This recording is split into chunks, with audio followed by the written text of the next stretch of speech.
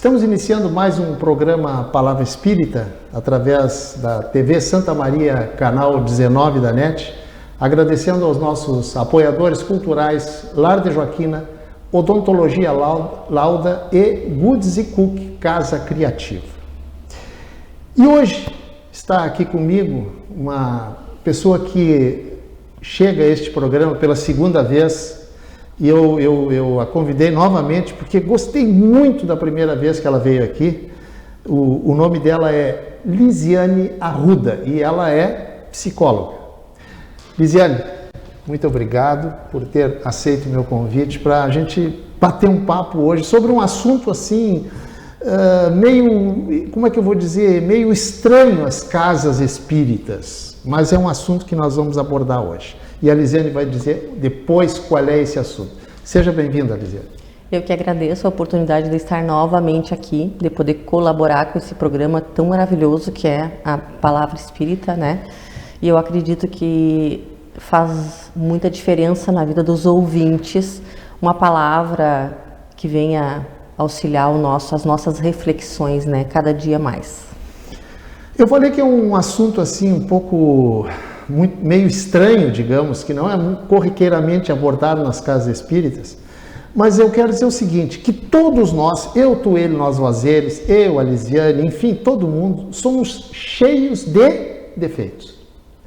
Mas hoje nós não vamos falar dos defeitos, hoje nós vamos falar das virtudes, mais exatamente sobre a psicologia das virtudes. Lisiane, que bicho é esse? Psicologia das virtudes.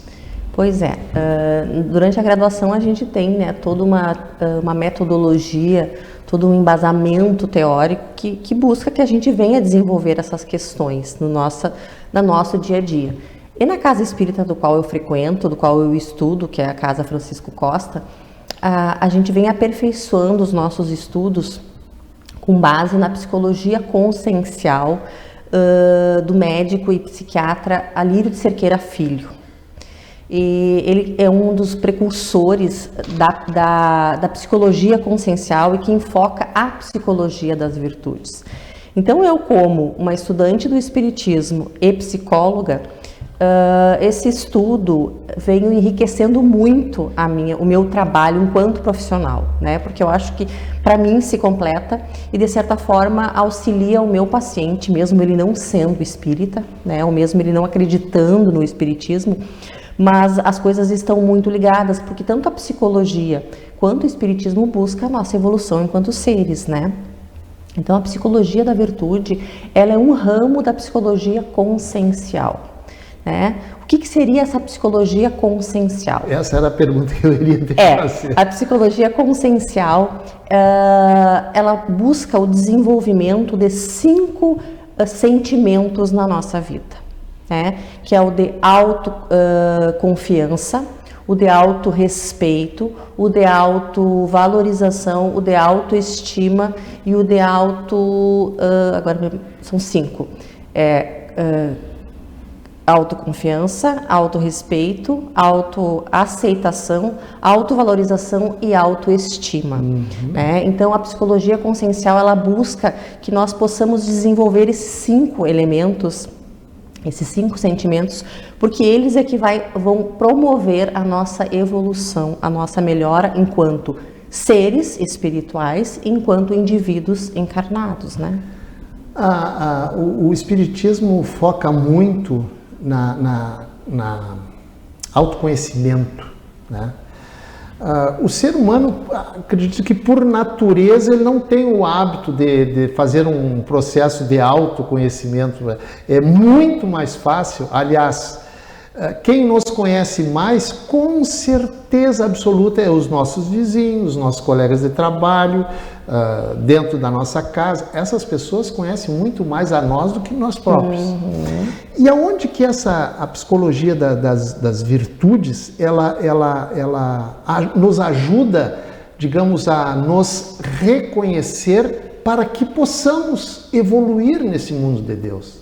Isso, a psicologia das virtudes, ela vem justamente para buscar o nosso aperfeiçoamento enquanto indivíduos, né? Desenvolver esse aperfeiçoamento. Mas desenvolver esse aperfeiçoamento ainda é muito trabalhoso, é muito difícil.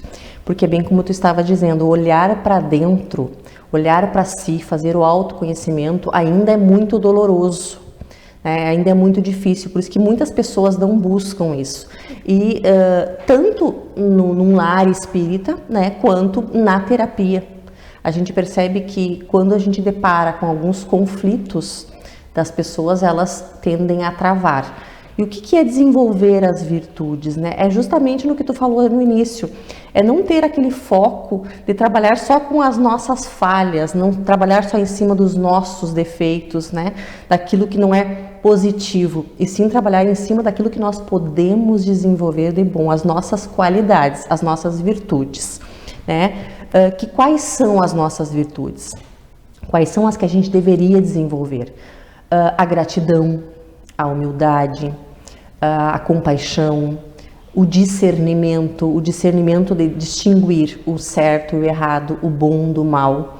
Porque todo momento a gente tem questões na nossa vida que a gente fica se perguntando para que lado vou, o que eu faço, né?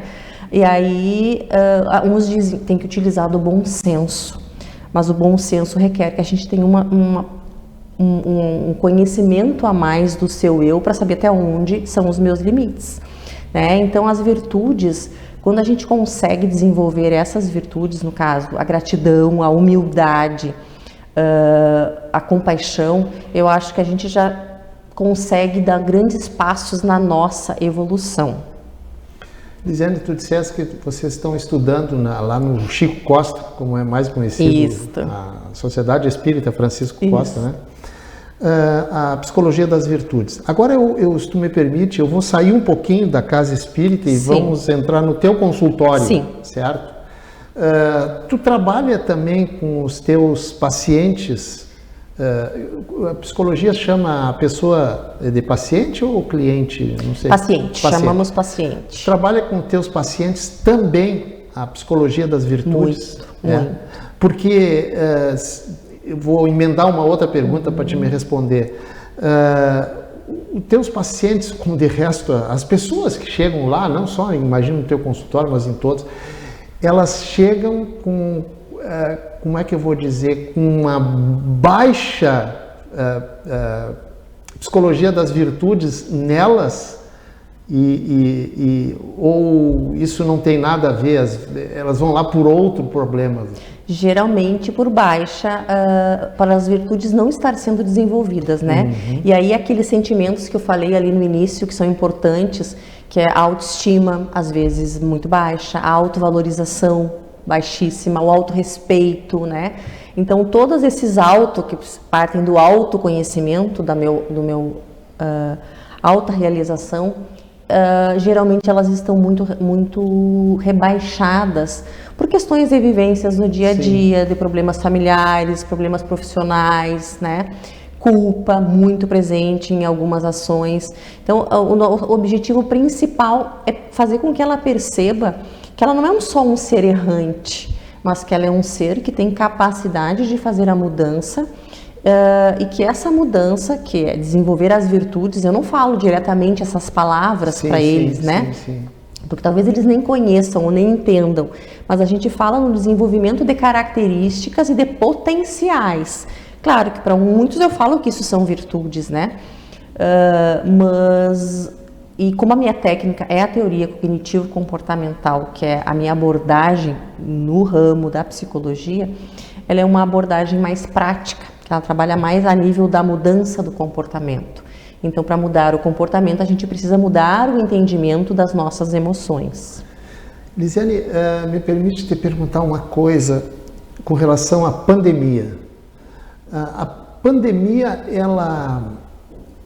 ela aumentou, me falta uma palavra mais adequada, ela potencializou, tá aí a palavra que eu estava buscando, a antítese das virtudes no ser humano.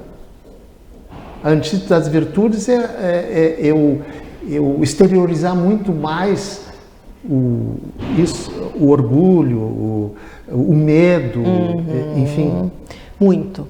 Eu acho que durante todo esse período A pandemia auxiliou muito as pessoas, eu acho que obrigou as pessoas, de certa forma, de uma forma indireta, a desenvolver a autoavaliação, né, o seu autoconceito, se perceberem mais.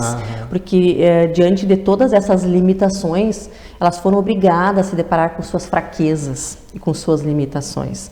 E muitas não sabiam como lidar com isso.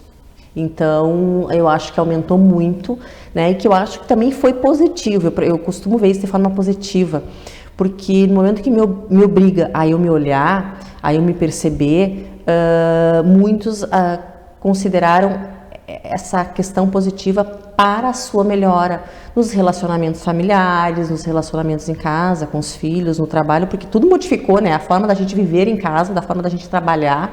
Uns não sabiam lidar com essas limitações, então na busca de melhor se qualificar enquanto indivíduo, enquanto ser, eu acho que aumentou muito. E aqueles aqueles pacientes... Mas também chamam-se de clientes, alguns chamam, não tem problema. Tá, ok. Que já retornaram lá pela quarta, quinta vez no teu consultório. Estamos saindo da casa espírita, estamos ainda no teu consultório.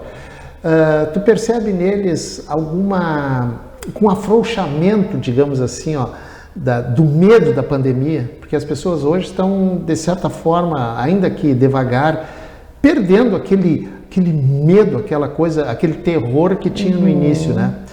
Elas já têm mais tranquilidade para fazer de si própria uma autoavaliação. Tu sente isso? Baseado como é que eu vou dizer? Nas palavras que tu diz para elas. Eu não ia dizer conselhos, mas não é conselhos, né? Tu percebe isso nas pessoas, que elas, gradativamente, elas estão melhorando no seu conceito com relação às virtudes? Eu acredito que sim, né? A maioria dos meus pacientes, com relação ao medo da pandemia, eu acho que a maioria deles dá para minimizar um número bem pequeno de pacientes que demonstraram medo pela pandemia. Sério? É pequeno? Né? É, pequeno. O número de pacientes com medo da pandemia foi poucos, assim, os que eu presenciei.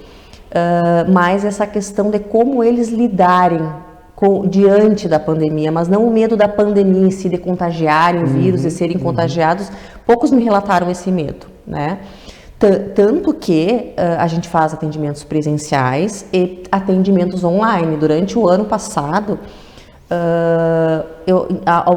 aumentou o meu número de atendimentos online, mas a maioria prefere o atendimento preferencial, né? Quando eu pergunto, queres online ou presencial? Porque, claro, a gente tem todos os cuidados no consultório, os agendamentos são feitos do qual eles não ficam em sala de espera, é um por vez, então toda a sala é higienizada cada vez que troca o paciente. Então a gente tem todos os cuidados no consultório. A gente usa máscara, tanto eu quanto o paciente, né? Isso é uma coisa que a gente não deixou de fazer, mesmo estando à distância. Sim. Eles preferem ficar com a máscara. Mas eu achei muito interessante, eles desejam estar presencial, eles querem estar ali olho no olho, eles se sentem mais à vontade de falar, até porque já que o mundo virou online, tudo é online, a aula é online, o trabalho é online, eles querem que a terapia seja presencial, né? E como eles a maioria vai buscar essa melhora, essa evolução, eles colocam muito em prática as nossas falas. Tudo aquilo que a gente trabalha no consultório, como tu disseste, os conselhos, né, para que as pessoas possam entender, tudo aquilo que eu sugiro, tudo aquilo que eu converso, como eu venho percebendo no paciente, eles se engajam muito para mudar. Alguns é mais difícil, claro, né, porque depende de cada organismo, cada ser humano, cada indivíduo vê de uma forma diferente, mas na maioria dos casos eles se engajam muito na mudança. Gisele, a produção está me dizendo que o nosso primeiro bloco, como se dizia antigamente, terminou, certo? Ok. Mas antes de encerrar o primeiro bloco, eu quero começar no segundo falando dos espíritas no teu consultório. Pode ser? Pode. Tá, ok. Então, nós estamos encerrando o primeiro bloco do programa Palavra Espírita, agradecendo mais uma vez aos nossos apoiadores culturais Lar de Joaquina, Odontologia Lauda e Goods e Cook Casa Criativa. Nosso intervalo é menos de 1 minuto e a gente já retorna.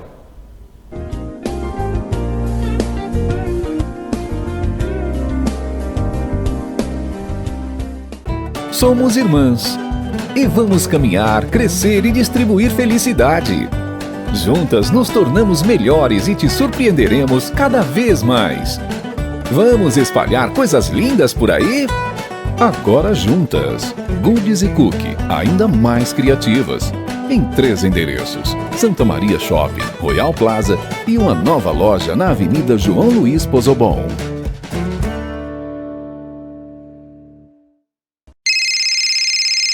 Uma conversa pode transformar uma vida. Por isso, compartilhe conosco aquilo que você não divide com mais ninguém. O CVV está com um número novo. Ligue 188. A ligação é gratuita de qualquer localidade do estado. Atendimento 24 horas. Disque 188 e converse com um de nossos voluntários. CVV, Centro de Valorização da Vida. A linha que faz você seguir em frente. Programa Palavra Espírita, apoio cultural. Odontologia Lauda, o implante que se transforma em sorriso. Sociedade Espírita Estudo e Caridade Lar de Joaquina. Goodies e Cookie Casa Criativa, agora juntos para lhe surpreender ainda mais.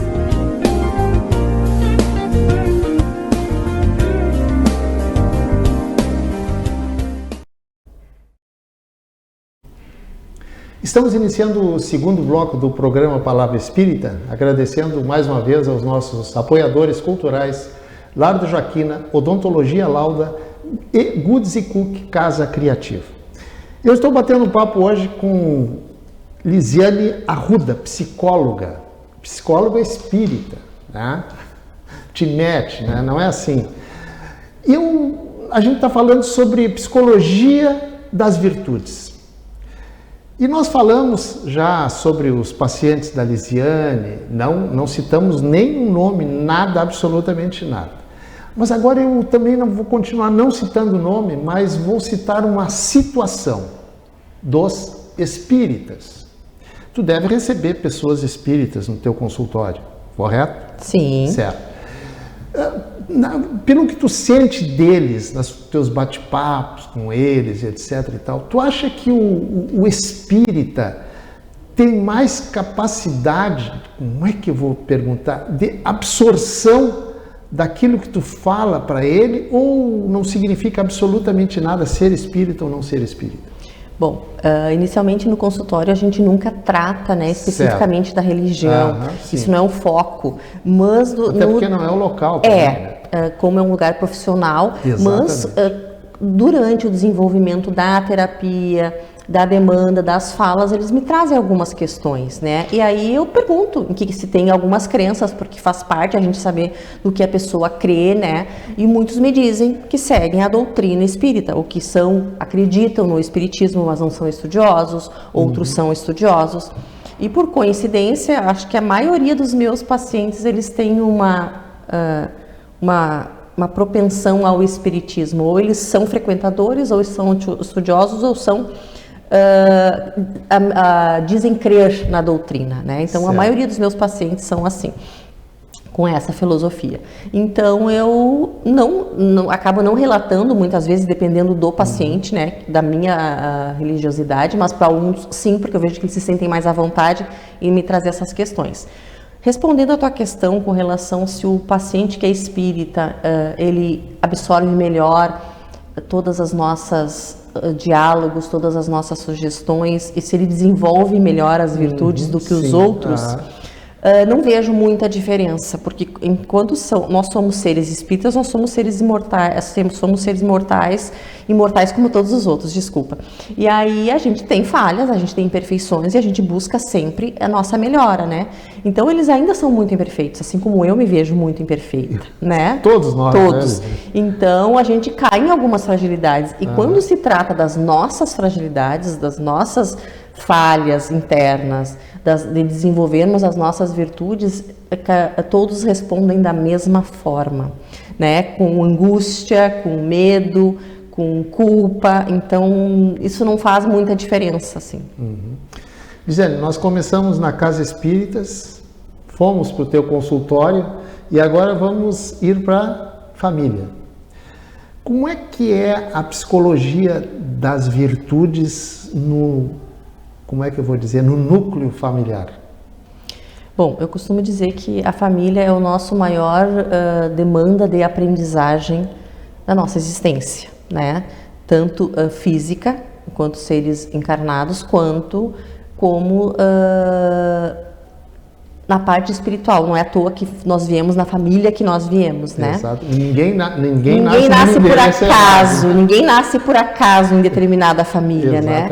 Então, e a nossa primeira vivência de aprendizagens, de desafios, é na nossa família, né? Então a gente precisaria desenvolver as virtudes inicialmente em casa, que é a gratidão, a humildade, a paciência, né? E às vezes as pessoas tendem a buscar isso fora. Eu tenho que ser assim no meu trabalho, eu tenho que ser assim com os meus amigos, com os meus colegas, e tem muitas dificuldades em casa, com os pais, com os irmãos. A gente vê de irmãos que não se dão, de pais que não se dão com filhos, né? Então eu teria que retornar um pouco e tentar resgatar esse desenvolvimento das virtudes no meu núcleo familiar, porque eu não preciso tanto que desenvolver as virtudes. Quando a gente fala, nós temos N virtudes para desenvolver, né? E a gente, numa vivência, a gente não vai desenvolver todas, mas se a gente conseguir desenvolver muito bem uma ou duas virtudes, nós já estamos no caminho da evolução, né? E de melhora enquanto seres humanos. Então, na nossa casa é o lugar mais desafiador que a gente tem para desenvolver as nossas virtudes. Exatamente. Dizendo, tu serias capaz de citar a virtude mais simples, a primeira virtude a ser trabalhada? Tu tem assim... Bom, as que eu mais gosto de trabalhar com os meus pacientes e diretamente comigo mesmo é da humildade e da gratidão. Eu acho que a gente tem que exercer, deveria aprender a ser grato por tudo que nos acontece na vida, bom ou ruim, né? Porque tudo vem para nos ensinar alguma questão. E a humildade. A humildade eu acho que é uma das virtudes também muito importantes, porque a gente se sente muitas vezes melhores ou superiores aos outros por questões materiais, por questões intelectuais, e na verdade nós não somos melhores que ninguém, né? Nós somos seres distintos um do outro. Eu acho que e a humildade vem para nos ensinar a reconhecer os nossos limites, que eu falho, que eu erro, que eu não faço tudo bem feito todo o tempo, mas que isso não vou me desmerecer ou não ser tão bom quanto o outro se eu tenho falhas, né? E no momento que eu sou humilde, eu consigo reconhecer as minhas falhas. Então eu trabalho muito com isso, com a humildade, de eu reconhecer que eu falho, mas que eu posso, a partir desse reconhecimento, mudar as minhas ações, né? E a gratidão. Claro que tem N virtudes ali importantes da gente trabalhar, né? A compaixão, a paciência, aí cada um tem algumas mais relevantes, mais pontuais. Mas eu acho que se a gente for falar de uma forma generalista, todos deveriam exercer, eu acho, o desenvolver a gratidão e a humildade. E vamos entrar um pouquinho de novo na pandemia. Pelo que tu conversa com teus pacientes, a pandemia uniu mais os membros familiares ou isso não chegou a ser tão relevante assim? Eu acredito, né, tendo como experiência dos meus pacientes e da minha casa, no meu lar, com os meus filhos, o meu marido, eu acho que uniu mais as pessoas. Claro que algumas famílias que a gente conhece, de conhecidos, de pacientes, houve sim a separação, né? Até porque as pessoas tiveram que... O que a pandemia fez? Com que as pessoas obrigassem a conviver. Elas já conviviam dentro do mesmo lar, mas elas conviviam, né? Muitas vezes os pais não sabiam as manias dos filhos, os filhos não sabiam as manias dos pais, porque pais trabalhavam o dia inteiro fora, os filhos passavam na escola, o tempo da família se limitava ao almoço, à janta e ao final de semana. Com essa questão dos pais ficarem fazendo trabalho home office, né? Os filhos não tendo aula na escola, ficando aquele tempo quase que integral dentro de casa, obrigou um estreitamento dessas relações e acho que o conhecimento mútuo entre elas. E isso foi muito rico, porque eu acho que aproximou muito, sim, a afetuosidade, a convivência, né? Eu vejo da forma ao meu redor que foi muito benéfico. Duas coisas aparentemente semelhantes, mas, na minha opinião, completamente distintas. Religião e religiosidade, né? Religião é uma coisa, religiosidade é outra, completamente diferente. Nessa pandemia, já que nós estamos dentro dela, tomara que estejamos saindo já, né? Ao que tudo indica, sim, né? As pessoas se aproximaram mais da religião, digamos assim, da igreja, seja ela qual for, inclusive da casa espírita, ou elas sentiram e exteriorizaram mais religiosidade? Bom, eu vejo religião como um conjunto de mitos e crenças, né? Certo. E a religiosidade como uma prática mais da religião. Então, o que eu vejo? Que sim, que as pessoas acabaram... que isso acabou interferindo, né, a população em grande número, ou seja, elas começaram a buscar respostas para tudo isso que aconteceu, né? E muitos na religião, na sua religião, né? Seja ela qual for. Então, como uma forma de amparo até para compreensão dessas questões. Eu acho que quem não tinha uma religião arraigada ou não tinha uma religião do qual seguir, começou a pensar sobre ela, né? E quem já tinha a sua religião começou a praticar essa religiosidade. Eu acho que começou a frequentar mais grupos de estudos, né? Porque a gente sabe que algumas instituições estavam fechadas, algumas igrejas fechadas, alguns centros espíritas fechados. Mas eu vi muito interesse das pessoas ao meu redor em buscar algo para encontrar essas respostas e para sentir um maior consolo. Então elas foram buscar estudos, grupo de estudos, outras foram na igreja, né, dependendo do seu culto, mas eu acho que em termos de religiosidade, não sei se aumentou a prática, né, as pessoas buscando a prática, mas a religião sim, tentar se encontrar em alguma religião para tentar justificar a sua existência. Perfeito. Lisiane, a produção me deu uma notícia triste, que o nosso programa, o nosso tempo terminou. Mas se tu quiseres, a propósito desse assunto, deixar alguma mensagem, por favor, fica à vontade, ali para a câmera 3 dos nossos telespectadores.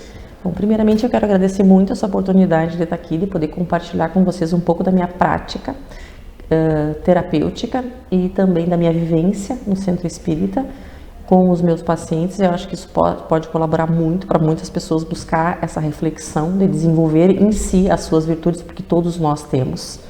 E não precisa ser na terapia, não precisa ser no consultório, mas que possa ocorrer com uma forma de crescimento pessoal. E mais uma vez a gratidão por estar aqui e desejo a todos uma excelente tarde, semana e vivências das suas virtudes. Eu bati um papo com a Lisiane Arruda, psicóloga espírita, se bem que no consultório ela é só psicóloga, né, Lisiane? Sim. E eu quero te agradecer mais uma vez. A Lisiane já não é a primeira vez que ela está aqui no programa. Agradecer de coração pela tua aceitação de estar aqui comigo hoje, nesta tarde do dia 20 de outubro, uma quarta-feira, ensolarada. Muito obrigado, Lisiane. Que Deus abençoe a todos nós. Muito obrigado. Eu que agradeço. Até uma próxima oportunidade, se Deus quiser. Com certeza. E dizendo isso, estou encerrando o programa Palavra Espírita, agradecendo aos nossos apoiadores culturais, Lar de Joaquina, Odontologia Lauda e Goods Cook, Casa Criativa. Muito obrigado, até o nosso próximo encontro e um abraço para todos. Tchau.